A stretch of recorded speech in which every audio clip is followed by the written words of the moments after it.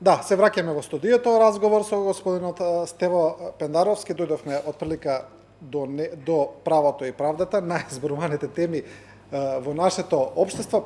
Кажете ми вака, доколку бевте вие хипотетички председател кога се донесе законот за амнестија за 27 април, како што многумина велат селективниот закон за амнестија, ќе го подпишевте ли? Да, гледате зошто. Интересно е што, например, околу подпишувајте, интересно е што Иванов е еден од ретките закони кои го подпиша беше тој. Да. И она што е интересно, а гледам во сите јавни дебати се губи комплетната пратеничка група, не само овие што беа таму па ги истера осумината, комплетната пратеничка група на ВМРО ДПМН го подпиша тој закон, јавноста веројатно има заборавено, 95 пратеници го подпиша унисоно. Не се. Че гледате зошто би го подпишал. Јас сум, да не забораиме, еден од луѓето кои беа уставно кажано оштетени тогаш. Бев пратеник. Да.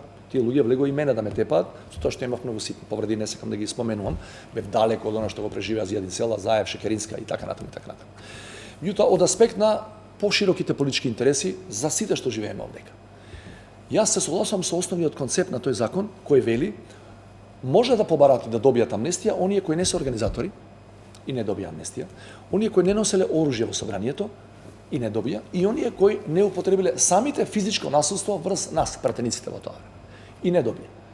Оние другите сега, значи кои не биле организатори, има луѓе кои се влезени можеби од патриотски побуди, поверувале дека навистина таму се брани Македонија. Влегле внатре, не дигнале рака врз пратеник, врз никого. Не влегле со оружје, ако влезеш со оружје, значи дека претходно си планирал да правиш нешто друго, а не само да бидеш демонстрант, протестант кој не е задоволен некое политичко решение и кој не бил во организацијата, а знаеме од ова што до сега се случува во тој судски процес, дека врвот на тогашната владеачка партија бил во организацијата на тие настани. Јас мислам дека навистина тие луѓе треба да добијат амнестија за да ја постигнеме поголемата цел и не треба да се криеме околу тоа. Значи да ми речете дека луѓето кои само го масакрира Зијадин Села, дека ќе добијат амнестија, оние буквално за кој е судски докажано, тоа не го знам, меѓутоа има пресуди во тој дел, дека тие треба да бидат амнестирани за да влеземе во ЕУ во НАТО, ја не би се согласил и не би го подпишал таквиот закон. Добро, нема премногу да навлеземе во прашањето за амнестија, премногу е дискутирано, мислам и токму овие работи сега кои што ги кажавте се слушани премногу пати, но граѓаните се разочарани. Знаеме сите дека најмногу дел од онаа критичка маса која беше критичка за времето на минатата власт и сега е критичка дека бараше право и правда и дека тоа беше главниот мотив за доаѓањето на сегашнава, не би кажал коалиција, туку за СДСМ на власт, за ДОИ не сум толку сигурен дали било мотив да дојде на власт. И сега тие се разочарани, но сега отприлика ги слушаме оправдувањата зашто требало да се направи амнестија, зашто требало да се направат тие пазари, сите знаеме за што се случуваше со Преспанскиот договор. Добро, но постои едно друго прашање. Дали е тоа единствената причина?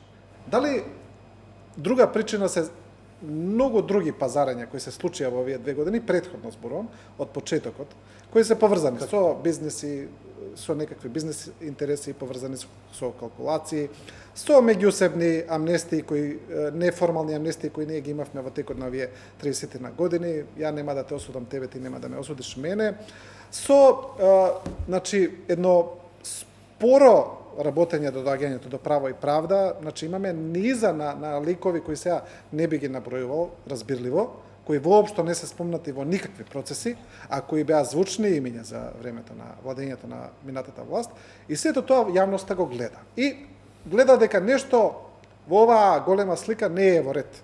Не е тоа што не го кажуваат, има нешто што недостасува. Да.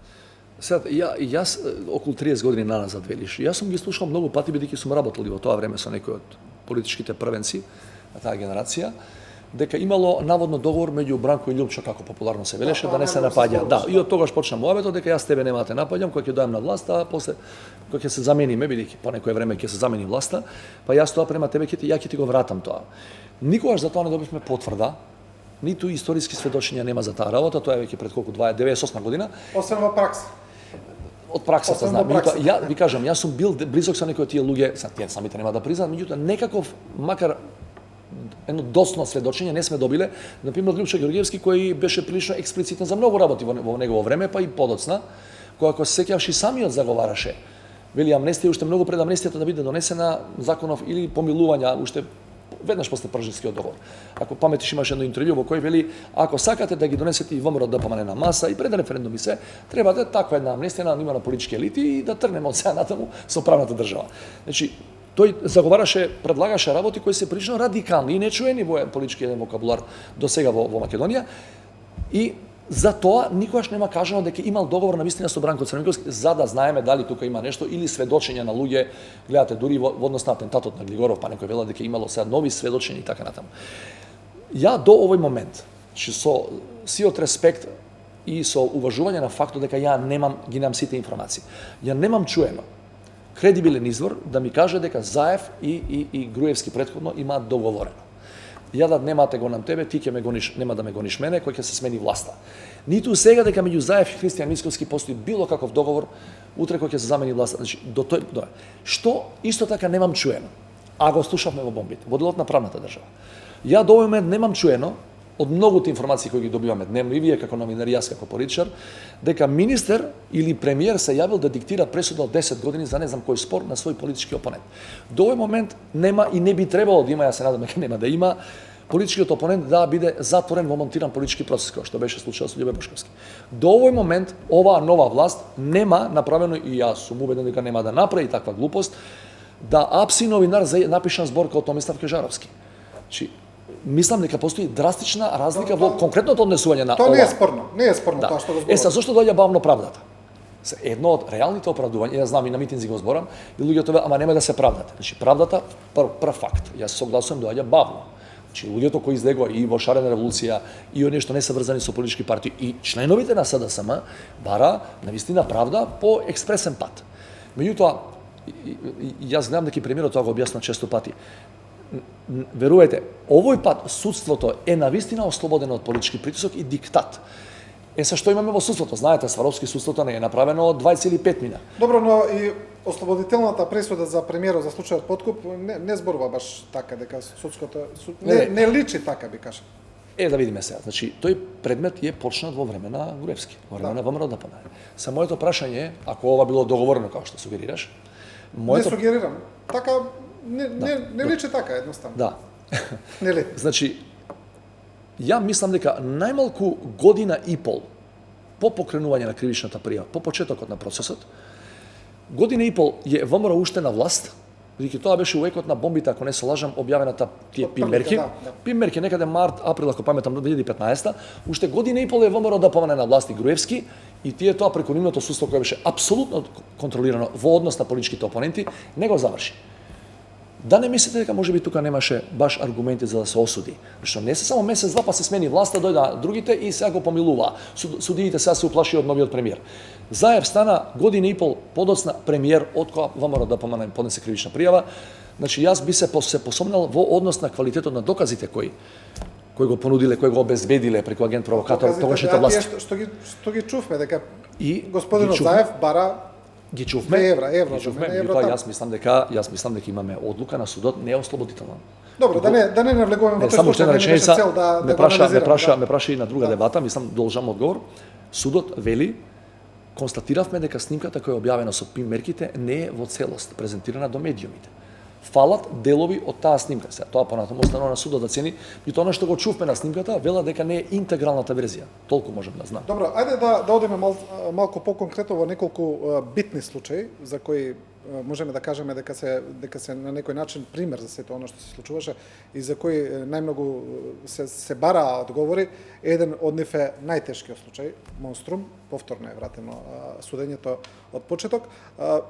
Тука за мене би било контроверзно во овој случај изјавата на тогашниот опозиционер Заев, дадена за некои, не знам, косовски медиуми, дека невини луѓе лежат во затвор. И сега случајот е повторно вратен на судење, не знаеме што ќе излезе на крај, каква пресуда. За сега не гледаме некои нови битни моменти. Мислите ли дека некако вистината за овој случај остана да лебди во воздух и се уште лебди? Да, види се. Мислам страшен драматичен грозоморен настан. Апсолутно. Ја не би можел да влезам во тоа бидејќи сега мислам дека наближува крајот на судењето за Монструм. Да. Ова што е тие го презема, сега го презема случајот, ако не се лажам. Да, зборуваме генерално за случајот. Не можеме да навлеземе во детали. Знаеш како треба да ја видиме сега ова пресуда под СЈО нели под обвинението на се, што ќе донесе, па да видиме дали ќе се поклопува со првата, за да знаеме дали навистина невини луѓе лежеле тогаш или не лежеле во затвор. Она што ја можам да ти кажам за Монструм, ја си земам, иако сум правник, според факултетот кој имам завршено, јас си земав за право уште веднаш по тој случај кој излегува кривичните пријави и апсењата на луѓето, да коментирам од аспект на она што сум работел долги години, безбедност и така натаму. Обвинението тоа првото се базираше на джихад. Вели, зошто се убиени 5 со се рибарот, 5 млади македонски момчиња, затоа што на ден Великден, вели, затоа што мотивирани од джихад, муслимани, албанци муслимани, ги убиле за да кажат дека ова е муслиманска земја, не е христијанска земја. Мотивот, ја јавно го коментирав, не чекајќи судска пресуда, ако 5 луѓе се убиени со мотивација джихад, ние сме Авганистан или Сирија, или не знам Ирак. Че ја ви тврдам од аспект на што го знаев и тогаш и денес, и години наназад, во Македонија такво убиство, да е еден случај, па некој бил на боиштата, не знам, на Блиски Исток, па дошол, можеби и направил. Меѓутоа, организирана група луѓе да направи убиство, 5 мина да убие, заради политички джихад, и тогаш и сега тврдам, со сиот ризик пред да биде соопштена пресудата, како мотив за тој злостор, монструозен злостор, дека не е. И тука почна да се раѓаат сомнежите, дали претходната власт, некои луѓе апсела, дошто голема група беше апсела, не беа само двајца, дали не апсела можеби да скрие некакви, да шпекулирам, некакви локални тендери кои во тоа време за именно тоа земјиште се одвивале.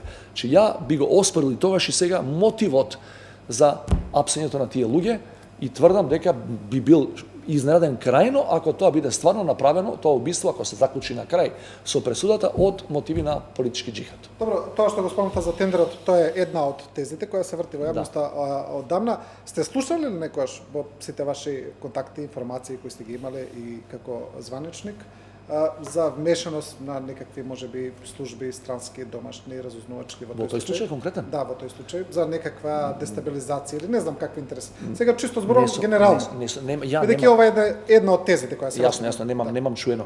Добро, тоа време ние сме биле опозиција, не сум бил на функција за да можам да знам, меѓутоа не сум чул. Немам официјален податок дека во тоа време некои странски служби тоа го изменажирале за да дестабилизираат Македонија. Во овој дел, базирајќи се на моето претходно искуство, во таа сфера 20 и кусур години, ми беше нелогично заради джихад некој да убива некого во нашава држава, бидејќи такви случаи имало во други држави, кај нас немало и нема таква организирана структура која ради таа мотивација би за ИСИС, гранка на ИСИС во Македонија, која ќе убие, не знам, или на Ал-Каеда, тоа го спорев, а во овој другиот дел немам никакви сознанија, никакви. Да, во однос на уште еден случај, малку поконкретно за случајот Диво Насиле, тука веќе имаме одредени работи кои се поврзани со одговорноста на оваа власт. Господинот Оливер Спасовски, како министер за внатрешно, уште кога дојде, ми се чини уште кога беше технички министер, сега не ме фаќате за збор, рече дека ќе биде направена внатрешна истрага во МВР во однос на постапките, процедурите, пропустите во однос на случајот. Бидејќи излегува многу информации како се пратени полицајците таму, дека се пратени со недоволна заштита, со погрешни информации, дека нивното загинување е резултат на грешки во процедурата во самото МВР, па дури дека имало некаква тенденција. Но еве после, не знам, веќе 2 години немаме ние никаква информација дека е спроведена некаква истрага во МВР, и ниту се излезени некои нови информации во однос на тој случај, освен таа група која е фатена и осудена. Мислите ли дека тука исто има некакви политички калкулации, особено околу гласините дека можеби и ДУИ била вклучена на некој индиректен начин во менаџирање на тие процеси? Јас немам чуено дека, да ви кажам веднаш да ви одговорам тоа, немам чуено дека ДУИ била ангажирана за менаџирање на консеквенциите на спорот, да, на тој страшен злостор. Значи, тие контакти со групата и тоа, да. Немам чуено дека ДУИ како политичка партија има контактирано претходно за да го подготви нас. Не зборувам за после, да. За да се смират или групата, не знам, да се предаде на крајот. Бидејќи имаше и меѓународни представници од ОПСЕ тука постојат контакти и со други, не само со ДУИ, со политички фактори кои може да делуваат, да не оти да работа, бидејќи до тој момент имате 18 мртви. Да. Вкупно на двете страни, тоа беше мини војна. Но имам слушано, тоа е на ниво на сознанија од медиуми, од новинари, истражувачки новинари, така, имам слушано за тоа кој се би можел да биде инволвиран во подготовките на тој акт. Јас мислам дека, да бидеме искрени, јас очекувам да биде во најскоро време да биде презентирана целата вистина за тој случај и од аспект на МВР, и од аспект на обвинителството, ако веќе од аспект на судството е завршено, ако нема не знам до каде, ако нема повторување. Но не слушаме во МВР дека се води било каква истрага. Не можам да знам, тоа е сепак за. Ли вие може? Тоа е немав ја како координатор за НАТО немам ни надлежност да барам, меѓутоа ќе го прашате министерот, ќе ви каже.